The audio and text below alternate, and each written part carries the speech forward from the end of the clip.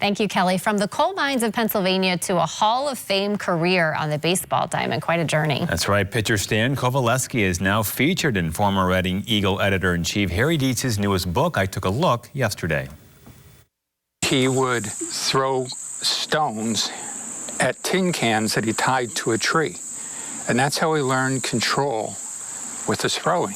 And how Shamokin-born Stan Coveleski pitched himself out of working in early 20th century coal mines as a 12-year-old breaker boy and into baseball immortality as a Hall of Fame pitcher is chronicled in the book Covey, written by former Reading Eagle editor-in-chief and Shamokin native Harry Dietz. He was a spitball pitcher, one of the few that were allowed to continue to throw a spitball after it was outlawed prior to the 1921 season. The youngest of 5 kids, Coveleski played for 4 teams in his 16-year career, his best with the Cleveland Indians, leading them to the 1920 World Series title, pitching a shutout in Game 7, and it's Cleveland's last World Series championship. He actually pitched 3 complete games, 27 innings in games 1, 4, and 7, and allowed 2 earned runs in all those innings. His .067 ERA is still a World Series record, but that same year, Coveleski's wife died suddenly, and he was on the field when teammate Ray Chapman was hit in the head and later died from his injuries, the only death in Major League history. He would help the Washington Senators into the World Series 5 years later, and a statue and plaque are proudly displayed, but Deitz says it's not enough and doesn't want Covey, as he called himself, to just fade into history. And know that somebody who has a difficult road ahead of them can still accomplish something and become very successful if they really put their mind to it. Quite a baseball story there. Joining us now is Harry with your book. Thanks so much for getting up and being here early with us. Thanks for inviting me in today. I appreciate it. Absolutely. So being from Shamokin, was this a story that you heard growing up? Did you know about Stan? I knew about him. I heard about him. I didn't know a lot about him. And that's part of what's sad with some of these things with history. People tend not to remember things as they pass on, and I thought he didn't get the recognition that he really deserved with what he accomplished. I mean, people in town there did some things to remember him. There's a sign outside of town. They put up a monument right in the middle of town. But a lot of people are not familiar with not only who he is, but how much he accomplished. You know, and you said it during the time, he was kind of overshadowed by, you had Walter Johnson, you had Ty Cobb, you had Babe Ruth, you had Lou Gehrig, you had all these just mammoth figures, and he kind of flew under the radar. He wasn't elected until the Hall of Fame until 1969, and that was by the Veterans Committee. You know, despite having all those accomplishments, over 200 wins, the lowest ERA in a World Series. So, you know, he was almost forgot about in his own time as well. He was, when you're playing with the likes of Babe Ruth, and he played with and for Tris Speaker, and he played against Joe Jackson. When you're talking about players of that level, it's easy to see why Coveleski didn't get as much attention as he deserved.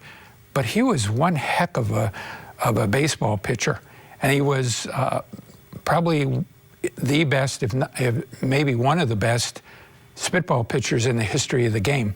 And spitballs were legal when he first became a baseball player. He got grandfathered in, and he was able to throw it throughout his career. Well, in 1921, they decided to outlaw the spitball. And prior to that, a lot of players were still able to throw it. But when he won the World Series for Cleveland in 1920. Thank you, by the way. Being from Northeast Ohio, I have to thank him for that. 1920, he pitched and won 3 games in the World Series, one of the few people who's ever done that. And they decided that it wouldn't be a good idea for the popularity of baseball to outlaw the greatest pitch of the most popular and most successful pitcher at that time in 1920. So they grandfathered a lot of the players in, at least 2 on every team, were allowed to be grandfathered in to continue throwing it during their lifetime. It must have been exciting to watch and fun to watch. So through the book, you talk a little bit about his life growing up. What do you hope folks learn about his life, or what can we learn and take away from that? Not only baseball career, but how he lived his life. Well, you know, when you're raised in the coal region, and I was, and he was, you don't always have as many opportunities as you do when you're around a bigger metropolitan area. And Stan Coveleski was able to overcome a daunting type of future. I mean, when you talk about working in the coal mines, that's not a life to aspire to. And his father and his brothers all worked in there. My grandfather worked in the coal mines. He was injured in the coal mines and never was able to work again. So I understand that, and I think it's important to know that even with those challenges, you can overcome things. If you work hard and put your mind to it, you can overcome things and be successful. And he was proof that can happen. You talked about his brother and brothers playing baseball as well. We were talking before the show started again, and you said they wouldn't play each other on the field. Yeah, his brother was Harry, and Harry was pitching for Detroit at the time, and when Stan was just coming up, they wanted to have a brotherly matchup. That would have been great when he was with Cleveland. For the press, yeah. You know, so they had this in the newspapers out there, and Harry got up in the morning and read the story about this big matchup against his brother, and he went into his manager. He said, "I'm not pitching against him." He said, "He's just starting his career. I'm well into mine, near the end of mine. I'm not going to do that to him." So he said, "I'm not pitching against him." And they said, "Okay, that's fine." Stan still pitched that day, but Harry didn't pitch that day. He pitched another day. Did he win? Stan, I don't remember, but I don't think Stan won that day. Yeah. Well, let us just see the book before we go, Harry. Again, it is called Covey. It is available. You can get it on Amazon. You said it's rocketing up the charts. It's number 11 of all the baseball books. We want to break into the top 10. That's the goal. Well, it was number 11 last week in baseball biographies.